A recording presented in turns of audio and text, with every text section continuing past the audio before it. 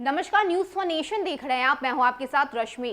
बाढ़ एक ऐसी प्राकृतिक आपदा जिससे हर वर्ष बिहार की जनता देखती है, इससे लड़ती है। आपको बता दें कि इस वक्त करीब 28 जिले बाढ़ की चपेट में हैं।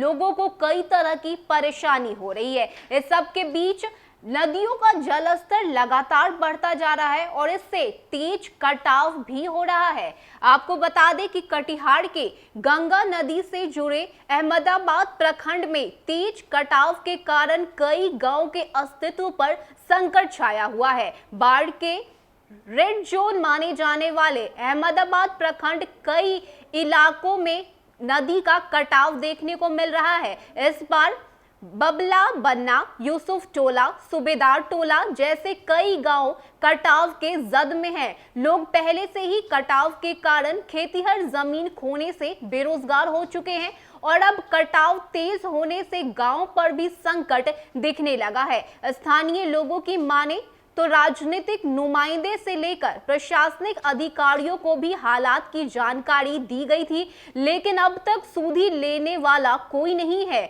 उधर जिलाधिकारी ने कहा कि कटाव के त्राहिमाम हालात की जानकारी जिला प्रशासन को मिली है और प्रारंभिक स्तर पर बम्बू पिचिंग के सहारे कटाव विरोधी कार्य का निर्देश दिया गया है। जल्द इस पर काम भी शुरू हो जाएगा। तो लोगों को कई तरह की परेशानी हो रही है। ऐसे में स्थानीय लोगों का क्या कुछ कहना है और साथ ही साथ कटिहार के जिलाधिकारी उदयन मिश्रा ने क्या कुछ कही है, आप उनकी पूरी बातों को सुनिए।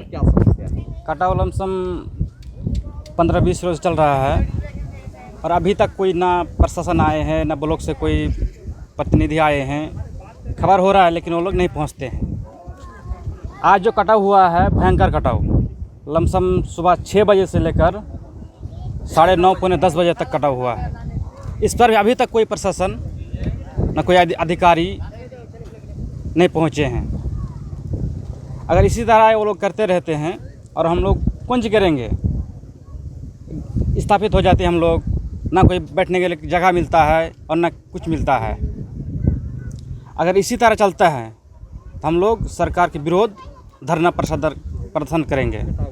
कटाव निरोधक जो है आज 6:30 बजे से लगभग कटाव चालू है, लेकिन फ़ोन पर एसडीओ साहब को, इधर डीएम साहब को, हमारे चचेरा भाई परवेज साहब ने फ़ोन किए, उसको कोई आश्वासन अभी तक नहीं दिया ना कुछ कटाव। लेकिन कई रोज़ से चला है, प्रतिनिधियों को फ़ोन कर रहा है, लेकिन प्रतिनिधि अभी तक कोई माने आश्वासन भी नहीं देना, देखने आता है प्रतिनिधि।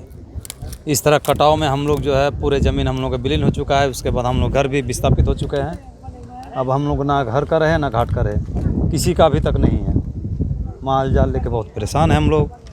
अब दूसरे का सहारा लेना पड़ता है, यही बात है। क्या नाम? मोहम्मद अफजल।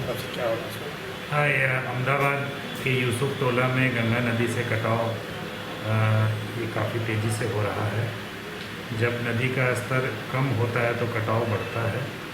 इसी क्रम में कल 3 बजे के आसपास में करीब 30 मीटर कटाव हम लोग को बताया गया। एसडीओ मनिहारी स्वयं स्पॉट पर गए। उसके बाद मैंने सुपरटेंडिंग इंजीनियर मिश्रा जी हैं, उनसे भी बात की है और कल 3 बजे के बाद से वहाँ पे कटाव निरोधी कार्य प्रारंभ हो गए हैं। किंतु कटाव एक प्राकृतिक आपदा है, उसको पूरी तरह तो हम लोग नहीं रोक सकते हैं, लेकिन जो भी हम लोग कर सकते हैं वहाँ पर वॉर फुटिंग पे ये कार्य किया जा रहा है और आबादी तक कटाव ना पहुँचे, हम लोग का यही लक्ष्य है। और मेरे ख्याल से 2 से 3 दिनों में कटाव अगर कम होता है और हमारा कार्य प्रगति और भी करता है तो आबादी को कटाव से हम लोग विस्थापित होने से रोक लेंगे। अभी भी कुछ परिवार विस्थापित हुए हैं जो वहाँ के लोकल रैन बसेरा या हवा महल जिसे शायद कहते हैं, वहाँ पे उन लोगों की व्यवस्था की गई है। उनको सूखा राशन, पॉलीथीन शीट वगैरह भी प्रोवाइड किया गया है। कुछ लोग जो विस्थापित हुए हैं वो लोग अपने कटिहार में या आसपास के ज़िलों में जो उनके संबंधी हैं उनके यहाँ गए हैं और जो सूचना मिल रही है कुछ लोग का संबंध जो है नदी के उस पार बंगाल में भी है, तो वो लोग कुछ लोग बंगाल में भी अपने संबंधी के यहाँ पर रहने के लिए चले गए हैं। आशा करते हैं कि कटाव को हम लोग जल्द ही रोकें।